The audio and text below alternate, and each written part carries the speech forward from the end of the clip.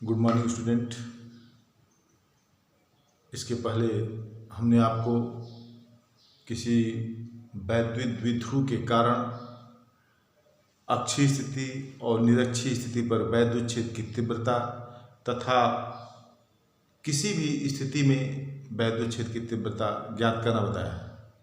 आज मैं इसके बाद आज मैं जो टॉपिक बताने जा रहा हूँ उसमें अगर किसी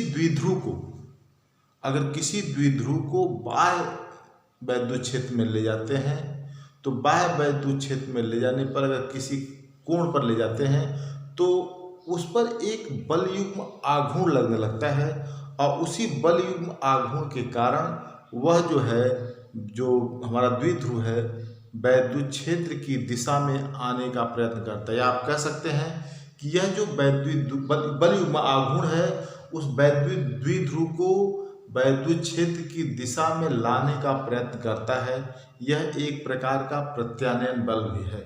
जैसे जानते हैं कि प्रत्यानयन बल जो है उसको उसी स्थिति में लाने का प्रयास करता है, तो ठीक वही किसी निकाय को उसी स्थिति में लाने का प्रयास करता है। तो ठीक उसी प्रकार यहाँ जो बल युग्म आघूर्ण लगेगा, यह बल युग्म आघूर्ण उस वैद्युत द्विध्रुव को वैद्युत क्षेत्र की दिशा में लाने का प्रयत्न करता है। तो चलिए हम देखते हैं आगे इसको। देखिए, इसमें एक समान वैद्युत क्षेत्र में रखे वैद्युत द्विध्रुव पर बल युग्म का आघूर्ण। अब हमने क्या किया कि ई कोई वैद्युत क्षेत्र है जो बाह्य वैद्युत क्षेत्र है, जिसमें ए बी एक वैद्युत द्विध्रुव थीटा कोण पर इसको रख दिया हमने। इस बाह्य वैद्युत क्षेत्र में वैद्युत द्विध्रुव को हमने थीटा कोण पर रख दिया। अब जब ही इसको हम थीटा कोण पर रखेंगे तो हम देखते हैं कि जो प्लस आवेश और माइनस आवेश, जो प्लस क्यू और माइनस क्यू है, दोनों पर बल आरोपित होगा, वैद्युत बल आरोपित होगा और दोनों की दिशाएं विपरीत होंगी। बल का परिमाण तो समान होगा परंतु दिशाएं विपरीत व समानांतर होंगी। एक बल इस पे जो प्लस आवेश पर है उस जानते हैं कि वैद्युत क्षेत्र की दिशा में प्लस आवेश पर बल लगेगा, इसकी इधर की तरफ माइनस आवेश पर बल इधर की तरफ, दोनों समानांतर है। अब यह बल जो है यह प्रयत्न करता है कि इसे जो है हम वैद्युत क्षेत्र की दिशा में स्थित कर दें। अब यही जो दोनों बल है, जो समांतर बल है, वही यहाँ पर जो है बल युग्म और इस पे बल युग्म का काम करने लगता है और यही बल युग्म जो है इस द्विध्रुव को घुमाने का कार्य करता है। इसीलिए इसको कहते हैं बल युग्म का आघूर्ण। तो अब बल युग्म का आघूर्ण हमने इसमें देखा कि इसको जो बल युग्म का आघूर्ण हमने इस पर घुमा दिया, इसको थीटा कोण पर था, इसको घुमा दिया, वैद्युत क्षेत्र की दिशा में ला दिया, इसीलिए जो इस पर बल युग्म का आघूर्ण टाउ आरोपित हो जाता है। अब इसको हम टाउ ज्ञात कैसे करेंगे, अभी इसको यहाँ देखिए। अब हमने मान लिया कि ये जो द्विध्रुव है, द्विध्रुव का एक जो है माइनस क्यू आवेश है और दूसरा जो है प्लस क्यू आवेश है। जो बाह्य वैद्युत क्षेत्र है वो ई है और इसको हमने थीटा कोण पर इसको लाया। अब जब ही इसमें लाएंगे तो इसमें बल युग्म आघूर्ण लगेगा। तो हम जानते हैं कि बल युग्म का आघूर्ण बराबर कोई एक बल, इन दोनों में जो बल लग रहा है इन दोनों में कोई एक बल, या तो यह बल हो या तो ये बल हो, कोई एक बल अगुणे दोनों बलों के बीच की लंबवत दूरी। तो कोई एक बल हमने यह ले लिया, लंबवत दूरी। अगर हम लंबवत दूरी की बात करें तो अगर एक बल एक है, एक बल दोनों ये समानांतर है, दोनों के बीच की लंबवत दूरी यही है, तो लंबवत दूरी आपकी हो गई BC। अब जहां यह बराबर होता है QE, वैद्युत क्षेत्र की तीव्रता के साथ रिलेशन वैद्युत बल का, यह बराबर QE गुणे BC अगर इससे देख ले तो BC का मान आता है 2L sin theta. 2L sin theta तो EQ into 2L sin theta.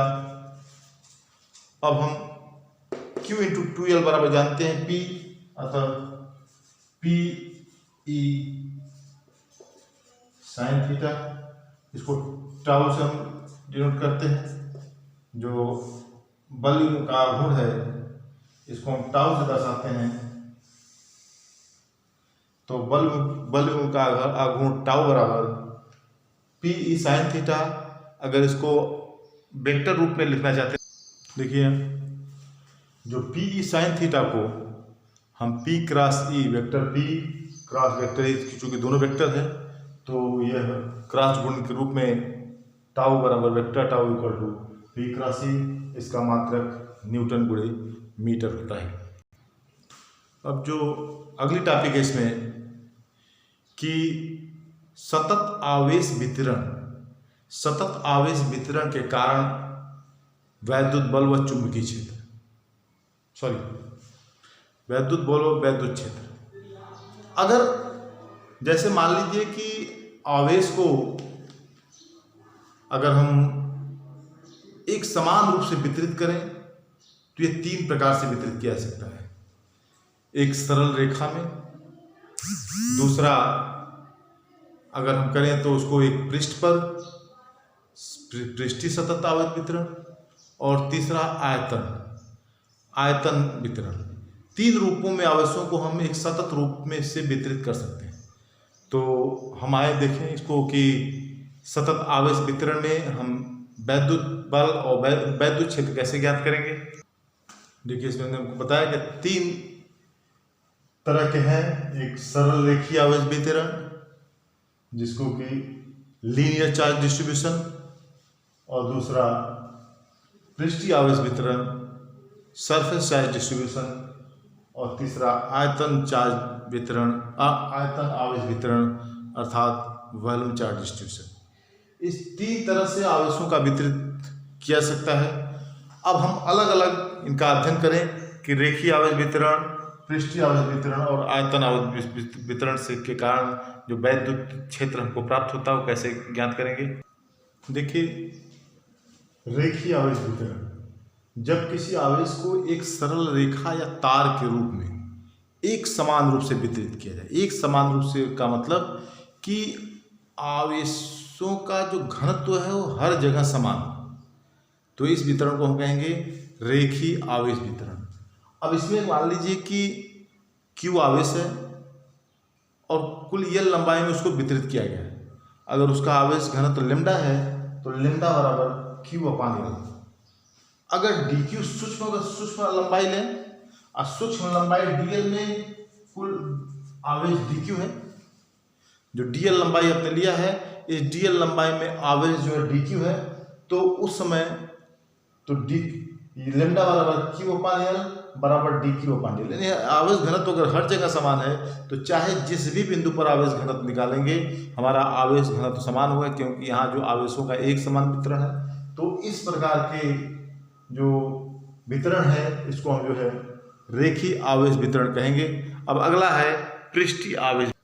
देखिए जो रेखीय आवेश वितरण के कारण जो वैद्युत बल है उसको हम ज्ञात कर लें। रेखीय आवेश वितरण के कारण वैद्युत बल, तो हमने क्या किया कि एक रेखीय आवेश वितरण लिया जिसकी लंबाई L है। हमने मान लिया कि L लंबाई का एक तार है जिस पर आवेशों का एक समान रूप से वितरण है, और इसके कारण बिंदु P पर जहाँ के हम एक परीक्षण आवेश Q0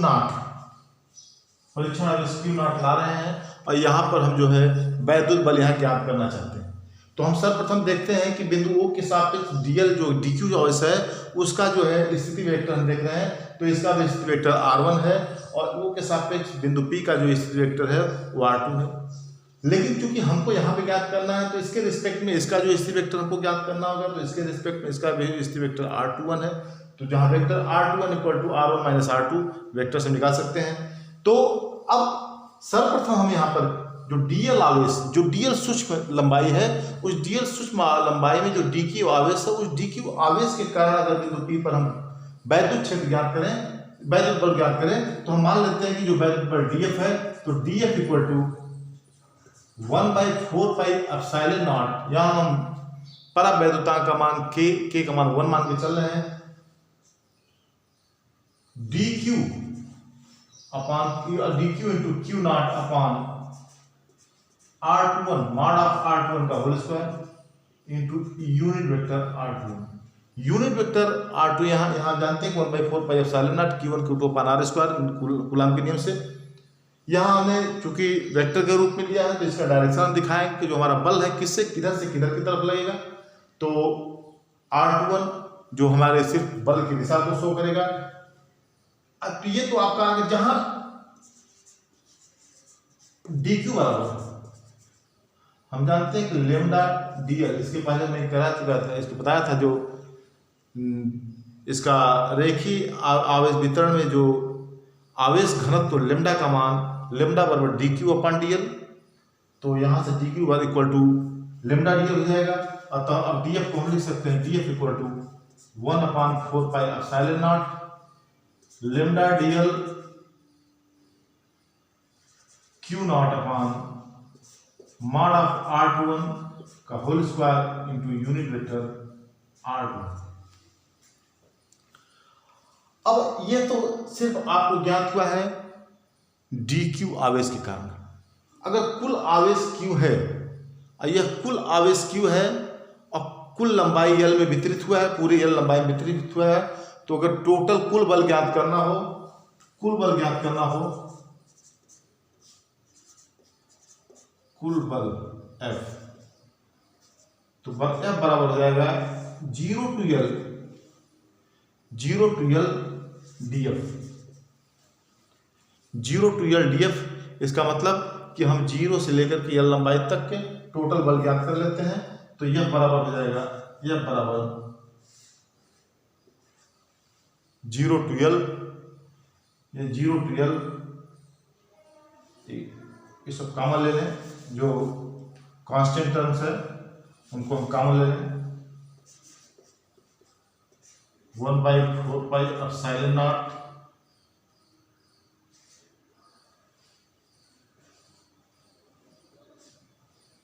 ये लेमडा q नॉट इतना कॉमन हो गया, 0 to L dl upon R21 का whole square unit vector R2। यह टोटल यह हमको यहाँ से एक हम अगर आवेश वितरण रेखी है तो यहाँ हम जो आपको इस तरह टोटल बल प्राप्त कर सकते हैं। अब आगे है पृष्ठीय आवेश वितरण के कारण वैद्युत बल। देखिए यहाँ पृष्ठीय आवेश वितरण, जैसे कि हमने बताया था इसके पहले कि पृष्ठीय आवेश वितरण, इसमें क्या होता है कि अगर आवेशों को किसी चादर के पृष्ठ पर एक समान रूप से वितरित किया जाए, एक समान रूप से वितरित करने का मतलब आवेश घनत्व तो हर जगह एक समान हो, आवेश घनत्व का मान समान हो, तो इस प्रकार के वितरण को हम जो है पृष्ठीय आवेश वितरण कहेंगे। और अगर इसका आवेश घनत्व तो सिग्मा हम मान लेते हैं, तो सिग्मा इक्वल टू Q/S कुल आवेश बटे कुल पृष्ठ का क्षेत्रफल। अगर मान लीजिए हमको किसी सूक्ष्म, यहीं पर सूक्ष्म एरिया में अगर आवेश घनत्व निकालना है, तो अगर मान लीजिए उस सूक्ष्म एरिया ds में अगर आवेश कुल हमको dq प्राप्त होता है, तो आवेश घनत्व तो सिग्मा बराबर dq/ds, अर्थात आवेश घनत्व तो हर जगह समान होगा। वैसे ही सिग्मा बराबर Q/S इक्वल टू dq/ds, अर्थात आवेश घनत्व तो हर जगह समान। अब इसके कारण किसी बिंदु P पर, मान लीजिए यह बिंदु P है, हमने जो इस बिंदु P पर अगर कोई Q0 परीक्षण आवेश लेते हैं, तो वह Q0 जो है एक वैद्युत बल का अनुभव करता है, उसका मान ज्ञात कर सकते हैं हम। यहाँ देखिए, जैसे हमने ये लिया एक पृष्ठ जिस पर आवेश एक समान रूप से वितरित है, जिसका जो है आवेश घनत्व सिग्मा है, और इस पर हमने एक सूक्ष्म पृष्ठ ले लिया जिसका क्षेत्रफल ds है और जिस पे dq आवेश वितरित है। इसी सूक्ष्म आवेश के कारण बिंदु P पर हम वैद्युत बल ज्ञात करना चाहते हैं, जिस पर एक परीक्षण आवेश Q0 है। अब हम इसका जो पोजीशन वेक्टर देख रहे हैं, जो ds का जो पोजीशन वेक्टर है वह बिंदु O से R1 है, और बिंदु P का जो पोजीशन वेक्टर है बिंदु O से R2 है, और ds के सापेक्ष जब इसका पोजीशन वेक्टर हम निकाले हैं तो R21 है, R21 का मान R1 माइनस वेक्टर R2। अब अगर हमें मान लेते हैं कि जो dq चार्ज है, dq चार्ज पर के कारण बिंदु P पर जो बल लग रहा है वह बल DF है। तो DF इक्वल टू कूलॉम के नियम से 1/4πε0 dq into Q0 Q1 Q2 Q1 है Q2 है अपॉन R21 का whole square mod of R21 का होल स्क्वायर और यूनिट वेक्टर R21 जो कि यह सिर्फ दिशा को प्रदर्शित करेगा। इसके पहले हमने आपको जो बताया था कि जो dq बराबर सिग्मा ds हमने पृष्ठ क्षेत्रफल और इसके आवेश घनत्व के बीच संबंध बताया था कि पृष्ठीय आवेश घनत्व सिग्मा बराबर dq/ds, तो dq बराबर हो जाएगा सिग्मा ds। अब इसमें हम मान रख दें तो df बराबर 1/4πε0 sigma ds Q0 upon mod of R21 का whole square into unit vector R21। यह तो हम सिर्फ dq आवेश के कारण निकाले हैं। अगर हम कुल आवेश अगर हम पूरे आवेश के कारण निकालना चाहें तो हम क्या करेंगे कि इसी का जो है समाकलन कर देंगे। देखिए dq के कारण बिंदु P पर आवेश Q0 पर हमको अब कुल बल ज्ञात करना है। तो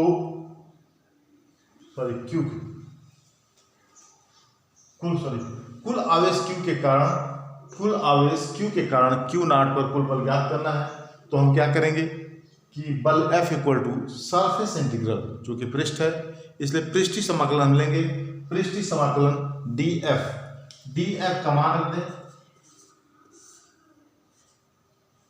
1/4πε0 यहाँ sigma ds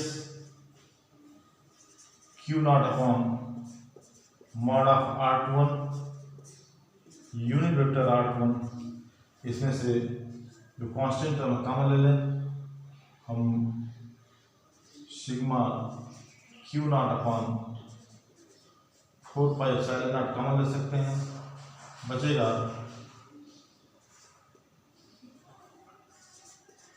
ds upon mod of R21 का whole square unit vector R21 F बराबर यही जो है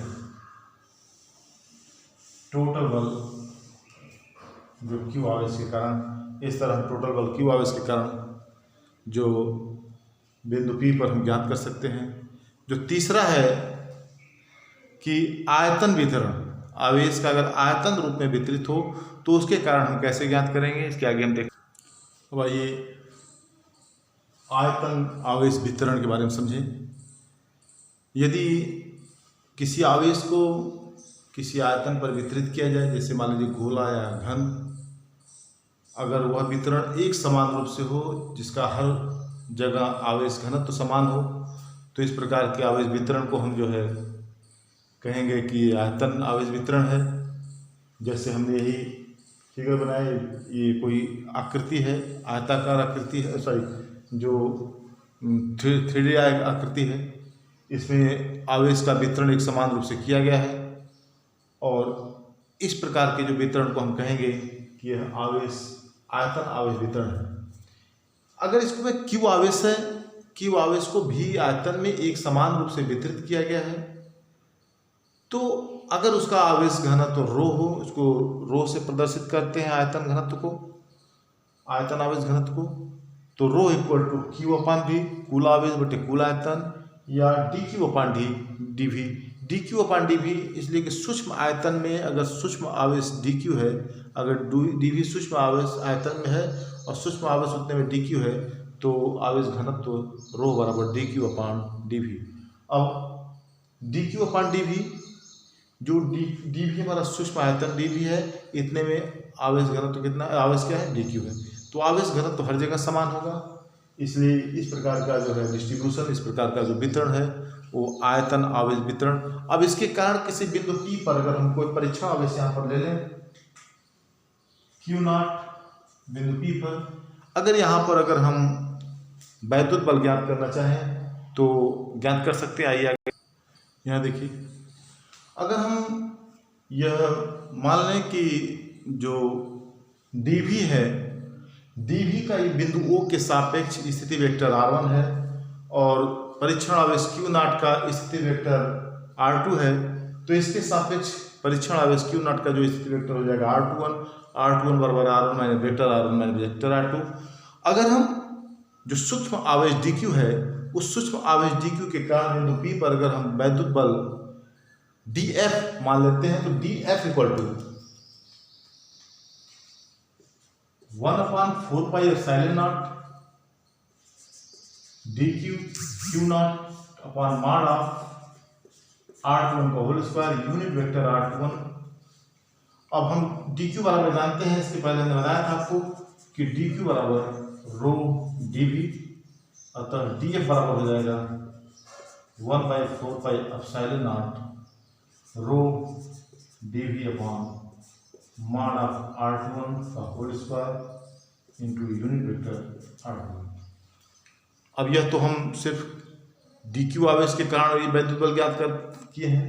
अगर dv बल टोटल q आवेश, जो q आवेश के कारण वैद्युत बल ज्ञात किया हमने, अगर कुल आवेश के कारण अगर आपको ज्ञात करना है q आवेश के कारण, तो हम इसी का समाकलन ले लेंगे। आइए उसको करते हैं। देखिए, अगर कुल आवेश q के कारण अगर वैद्युत बल हम F मान लेते हैं, तो F बराबर ये आयतन समाकलन हो जाएगा, यह v df, और df का मान आप रख दीजिए 1/4 पाई एप्सिलॉन नॉट, ये रो dv